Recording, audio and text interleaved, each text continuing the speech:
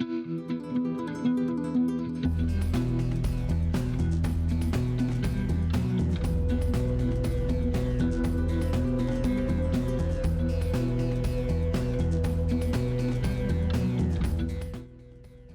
what's up, guys? Welcome back to another video. This time around, we're here to review Atomfall, brought to you by Rebellion, the studio behind Sniper Elite, Zombie Army, and of course, my favorite, Strange Brigade.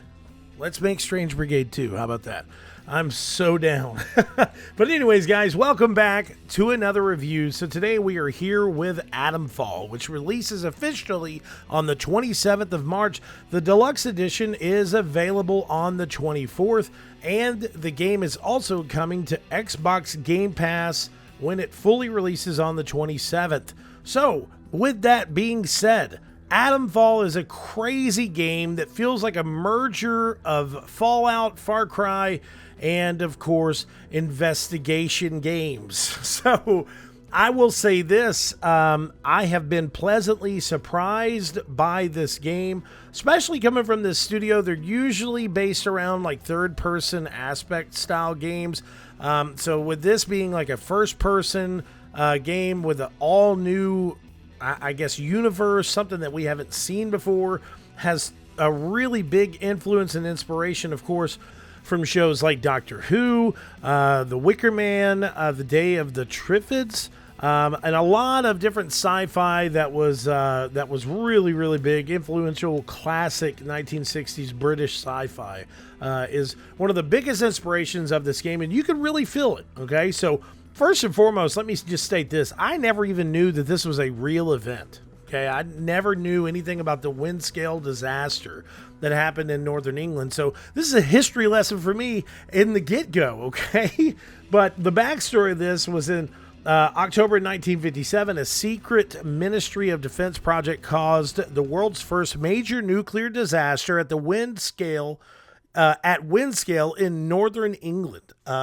The surrounding region has been walled off and all communication from the outside world has been cut off. So these people are stuck on the inside of this wall for 5 years inside of this quarantine zone. And then just out of nowhere, you kind of wake up in this abandoned bunker, and then one thing leads to another. And where it leads off is kind of showcasing the unique gameplay style that the game really features. Now, the reason I say this is it's kind of more of like what they stated. It's a player-driven mystery. So you are the ones that is really going to drive the story for this character. Now, you have these main characters that you'll meet or sub-characters that you'll meet, and there's a lot of times that you could go along with what they're saying and, just make the decision to help them in their path, or you could just straight kill them.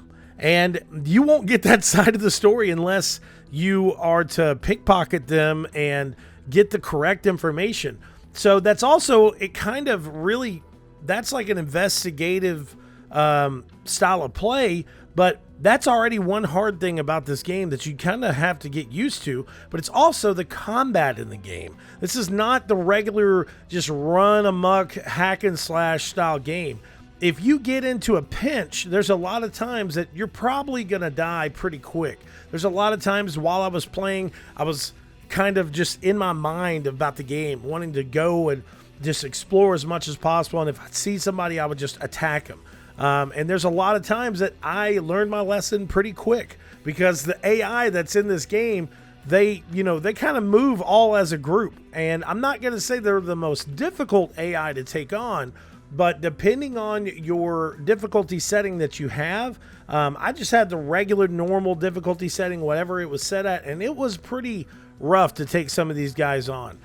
There's a lot of times that you'll, as I said, when you get yourself into a pinch and you have people that, some of these druids that are like shooting arrows at you, or you have some of the protocol police that are like chasing after you, or protocol soldiers that are chasing after you. There's a lot of times that you don't have a lot of resources as you're playing the game. So it is a very big, to quote them again, from their official website, because it's really honestly the best way of saying it. Search, scavenge, and survive. That is the type of game that this game is. You really have to think about the decisions that you're making. You have to constantly make sure to watch your inventory while you're playing the game. How many bullets you have left for your guns. Are you in an area that you can be okay with not using bullets? You have to constantly think on your feet while you're playing this game. And there's a lot of this game that feels like it was made by passionate gamers that have played games in the past or seen certain things, and they were like, man, we could make a really cool tale about something new and something fresh. And that is really what this game feels like. I mean, even with the enemies that you get to face off against, there's a pretty wide variety of enemies. You have the thralls, which are humans that have succumbed 100% to infection. You have the ferals that are really, really infected, people in the game. So it's like a feral zombie, whatever. You have the druids. You also have the villagers that you have to watch out, depending on the village as well.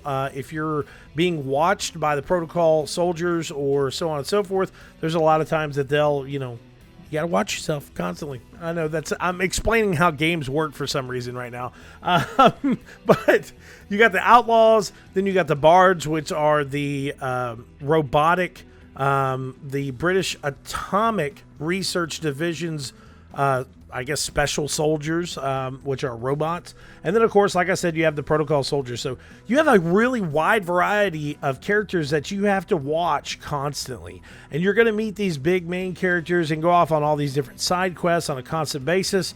And it's honestly kind of what I've really been wanting from a new style of RPG or action-adventure RPG that is semi-open world. I can't say this game is 100% open world, but each map and each area feels like its own, world that you're kind of stepping into. There's times that as you're, not to give up too much about the story, but as you're moving along, you'll come up to these telephones that are ringing and a voice comes over and it kind of gives you like suggestions. Hey, watch out for this person, watch out for this. But they have a really strange voice and really adds to the mystery of this game. So I know I'm all over the place right now. Okay. I know that I have ADHD, and sometimes whenever I get really excited about talking about these games, it's hard for me not to just go into these rants. But the overall gameplay mechanics and graphics of this game are pretty great. Now I will say there were a few times that I felt like my character was pretty stiff. Like I had to continuously try to make sure that I upgraded my character properly, so he can move a little bit faster or do different things that I wouldn't be used to. Now, mind you, I know that is just a simple mechanic that is in a game, but even after upgrading my character and getting to a certain level, I still felt like there's times that the animation was a little stiff or the running was a little stiff. But outside of that, that's honestly really my only complaint. And that's probably just me. It's probably my jacked up controller. I don't know.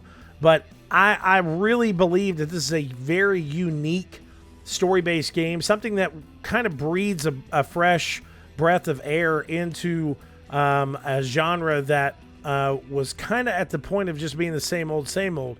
And this feels like the same that we have had before, but it feels different because it takes inspiration from geek culture. It takes inspiration from other games like it, and kind of gives Rebellion that ability of like, hey, let's mold a post-apocalyptic world of our own.